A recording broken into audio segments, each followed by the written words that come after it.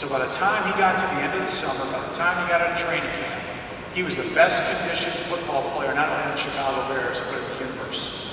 Because he could go 10 out of 10 as hard as he could for as long as he could. And that was a conscious decision to make, an effort decision in his mind. That he was going to be willing to risk the sacrifice, or risk the consequences and sacrifice initially. And that's the mindset that we want our guys going. So when we condition, when we get ready to go, we only do it in winter workouts, and our strength coaches only do it in the summer. I do not condition the team in season, spring ball or during the season, because of the tempo. We practice it. So I say, go! They start running. Time. Because I don't want them to condition about worrying about the time, but more importantly, going as hard as they can for as long as they can. So we look at a few things, and how hard do they play on the backside? How do they play after a great play? And if things are great, well, how about when they get mad? How about when you have to respond? Right? Life is 10% what happens to you, 90% what you do about it. And so we want to see how tough they are mentally and physically. Are they going to play through pain? It's a tough game. It's a physical game. And there's a difference between being injured and being hurt. I know that. I have a stinger going on right now. Doc and I were talking earlier. My last practice with the Dallas Cowboys, I took on a 270-pound fullback the wrong way. So I threw out the first pitch of the White Sox game yesterday. I slept the wrong way. I've been in 4 different beds in 4 days. I can't look quick to my left. Oh, well, I do it 10 times harder again. I just use better technique. But, you know, it's about how you respond to things and how do they handle poor plays and adversity. Coach Hank talked about our defense last year. I just went through 2 days of media, and I got probably 5,000 questions about how we're going to improve our defense this year.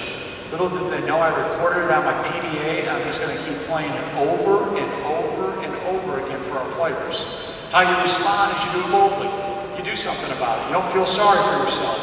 You get back to what you believe in, and you go at it as hard as you possibly can. You take a critical eye at it, you evaluate it, and you look first at yourself as a coach so you can do a better job teaching. But, you know, it's a challenge for kids today. It really is, because like I alluded to earlier, everybody's telling them how good they are. Do your kids a favor and tell them it's not about what other people say about you. More importantly, it's how you feel about yourself inside and how you're going to enjoy the journey and improve you better as a person, as a student, and hopefully as an athlete. And then at the top of our value pyramid is an acronym for what's important now, or when. What's important now. So we want to know if losing bothers them and what they're going to be willing to do about it in all aspects of their life. Everybody wants to be a winner, but can they identify what's important now in their life? Like that young lady that's passed out over there at a party tonight on the college campus. What's important now? Go help her get home safe, even if you don't know her.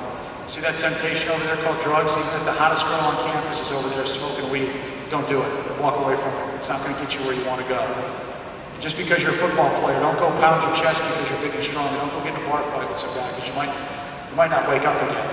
And please, oh please, don't make poor choices and do those kind of things. You get in the car or do anything that might sacrifice yourself or put yourself at risk. Because it's a privilege to be a part of this game. And for us, we believe it's a privilege to be here at Northwestern. And as coaches, we believe it's a privilege to positively influence young men to help them develop to be the best they can be. This is one of my favorite pictures in the world. It's the well-described, well-documented, talked about pink locker room in Iowa City. That's the home to my first Big Ten win as a head football coach, the infamous pink locker room psychologically in Iowa City. So as you can see, everything, even the tiles on top are pink. It's kind of cool. So probably gone over my time. I apologize if I have. I appreciate you adjusting the schedule for me. I have to run down to the south side to be a part of the family function. But we appreciate what you do at TCYFL, being positively influence young men and women through the great game of football, but more importantly, just to be the best people that they can be. And that's what sports teaches us. And we need to get back to that. We need to continue to teach young people to be the best they can be through sports. And in our opinion, the best sport in the world, that's a great game of football. We have to have 11 heartbeats operate as one, not some of the time, all the time. So hopefully you enjoy the rest of the speakers. I know they're going to be a lot better than the three of us just were. And again, you're all invited out to come out and watch us practice at any time. Cody Shea from our staff.